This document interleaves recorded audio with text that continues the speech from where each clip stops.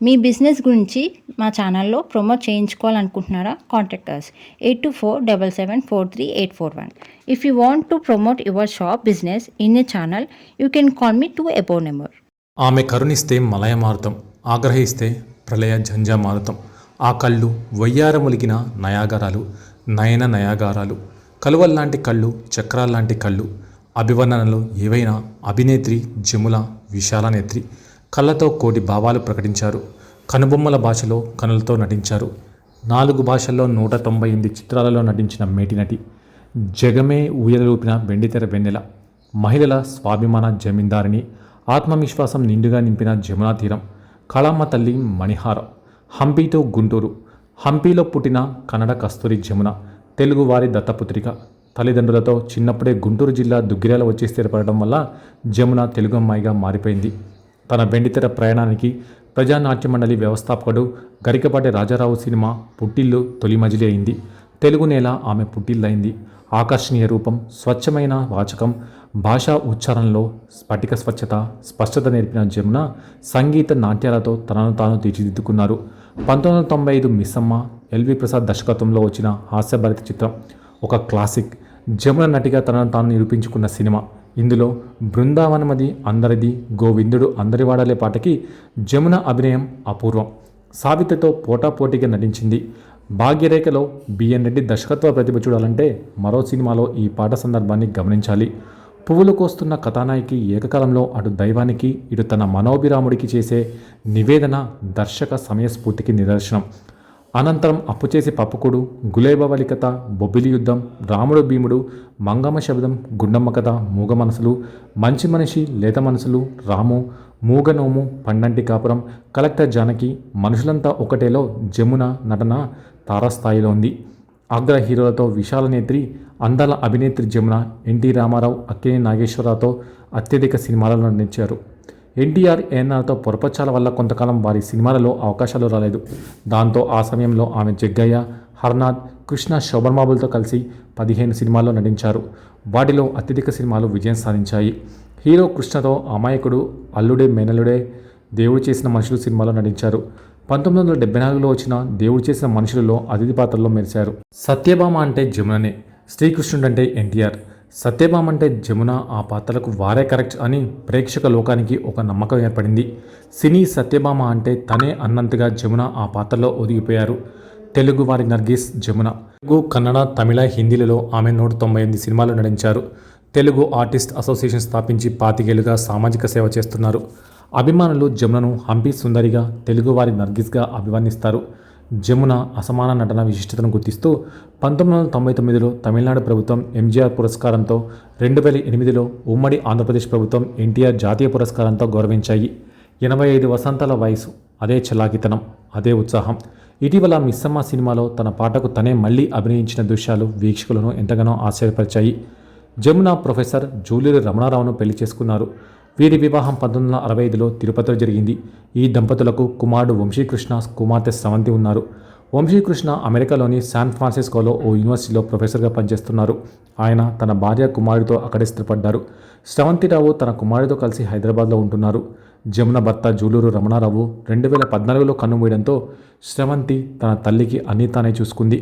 జమున నటించిన కొన్ని చిత్రాల్లోని పాత్రలు ఆమె కోసమే పుట్టాయేమో అన్నంతగా ఉండేవి. అలాంటి జమున అప్పటి స్టార్ హీరోలైన ఎన్టీఆర్, ఏఎన్ఆర్లను బాయ్కాట్ చేసింది. వారితో పనిచేయనని అప్పట్లో తెగేసి చెప్పేసింది. ఇలా దాదాపుగా 3 ఏళ్ల పాటు ఎన్టీఆర్, ఏఎన్ఆర్లతో కలిసి నటించిన ఈ నటి అప్పుడే ఇండస్ట్రీలో అడుగుపెట్టి అప్కమింగ్ హీరోలు అయిన కృష్ణ, శోభన్ బాబు, హర్నాథ్, కృష్ణంరాజు సరసన నటించి మంచి విజయాలను సొంతం చేసుకుంది.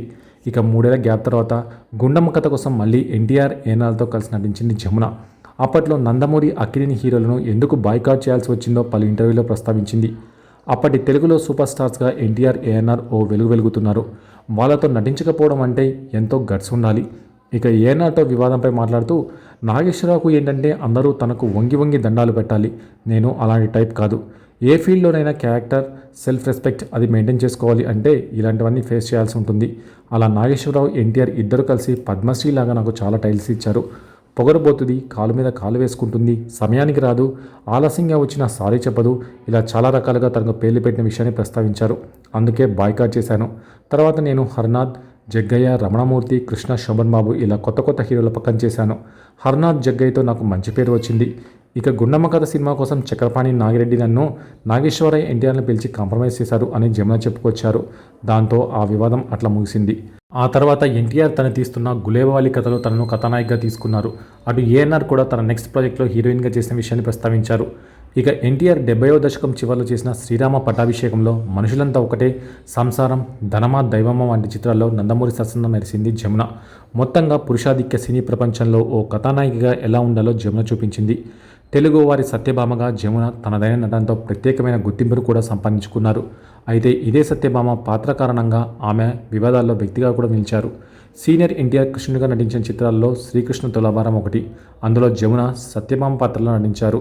అందులో ఓ సన్నివేశంలో కృష్ణుడిని సత్యభామ కాలితో తన్నాల్సి ఉంటుంది. ఈ పాత్రలో నటించడానికి ముందు ఆమె కాస్త ఆలోచించినప్పటికీ ఎన్టీఆర్ దర్శక నిర్మాతలు సర్ది చెప్పిన తర్వాత నటించింది. కానీ ఎన్టీఆర్ అభిమానులు మాత్రం అందుకు ఒప్పుకోలేదు.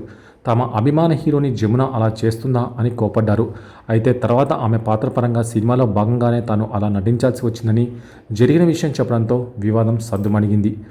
వెండితెర నాయికగా, ప్రజా నటిగా గొప్ప పేరు తెచ్చుకున్న జమున అనేక సేవా కార్యక్రమాలను నిర్వహించారు. సినీ రంగస్థల వృద్ధ కళాకారులకు ఆమె కొన్నేళ్ల పాటు పింఛన్ కూడా అందజేశారు. సినిమా నటనకు జమున దూరంగా ఉండడానికి, ఎంతో ఒత్తిడి మేరకు కొన్ని పాత్రలు చేయడానికి ఓ కారణం ఉంది. ఆమె దశాబ్ద కాలంగా మెడనరాల సమస్యతో బాధపడింది. తల ఎక్కువగా ఊగిపోతూ ఉండేది. దానివల్ల తలను స్థిరంగా పెట్టి నటించడం, సంభాషణను స్పష్టంగా పలకడం కష్టమవుతూ ఉండేది. కానీ కొందరి ఒత్తిడి మేరకు అలానే కొన్ని సినిమాల్లో నటించారు. 2 ఏళ్ల క్రితం కూడా ఆమె అన్నపూర్ణమ్మ గారి మనవడు సినిమాలో గెస్ట్ అపియరెన్స్ ఇచ్చారు. ఇదిలా ఉంటే అసలు జమునకు ఈ మెడ నెరల సమస్య ఎలా వచ్చింది, ఎప్పుడు వచ్చింది, దీనికి కారణం ఏమై ఉంటుందన్న ప్రశ్న చాలామందిలో ఉంది. లేత మనసులో సినిమా తమిళ వర్షన్ నడుస్తుండగా జమున మెడకు పెద్ద దెబ్బ తగిలింది. అందాల ఓ చిలుక పాట తమిళ వర్షన్ అప్పుడు చిత్రీకరిస్తున్నారు. హీరో జయశంకర్ అప్పటికి కొత్తవాడు. సీనియర్ హీరోయిన్ జమునతో చేస్తున్నాననే కంగారు అతనికి తెలియకుండా లోపల ఉంది. ఆ పాటలో గడ్డిమేట మీద నుంచి జారుకుంటూ కిందకి వచ్చి హీరోయిన్ను పక్కకు చేరాల్సిన సందర్భం ఒకటి ఉంది. అందులో అతను గడ్డిమేట మీద నుంచి చూసుకోకుండా అడ్డదిడ్డంగా వచ్చి జమున నెత్తి మీద పడ్డాడు. అంతే, ఆవిడ మెడ విరిగినంత పాయింది. షూటింగ్కి ప్యాకప్ చెప్పేశారు. జమునకు వైద్యం చేయించారు. ఆ తర్వాత అంతా సర్దుకుంది. కానీ చాలా ఏళ్ల తర్వాత ఆ దెబ్బ తాలూకు ప్రభావం జమునపై పడింది. మెడనొప్పి సమస్య తిరగబెట్టింది. సున్నితమైన మెడనరాలు దెబ్బతినడం వల్ల తల ఊగిపోవడం మొదలైంది. రాజపుత్ర రహస్యం సినిమాలో కూడా ఈ సమస్యతో ఆమె ఇబ్బంది పడినట్టు కనిపించింది. వైద్యం కోసం ఆమె పలువురిని సంప్రదించారు. ఆమెకున్న సమస్య పార్కిన్సన్ కాదనేవారు వైద్యులు. మొత్తానికి ఆమె మెడనరాల సమస్యకు పూర్తి స్థాయిలో పరిష్కారం అయితే లభించలేదు. ఆ సమస్యను ఆమె తదుపరి జీవితకాలం అంతా భరిస్తూనే వచ్చారు. లేత మనసుల సమయంలో జరిగిన ఓ ప్రమాదం తదుపరి సంవత్సరాలలో జమున కెరియర్ మీద తీవ్రంగా ప్రభావం చూపించిందని అనుకోవచ్చు. ఈ సమస్య లేకుంటే జమున మరిన్ని సినిమాలలో మరింత ప్రభావవంతమైన పాత్ర చేసి ఉండేవారు.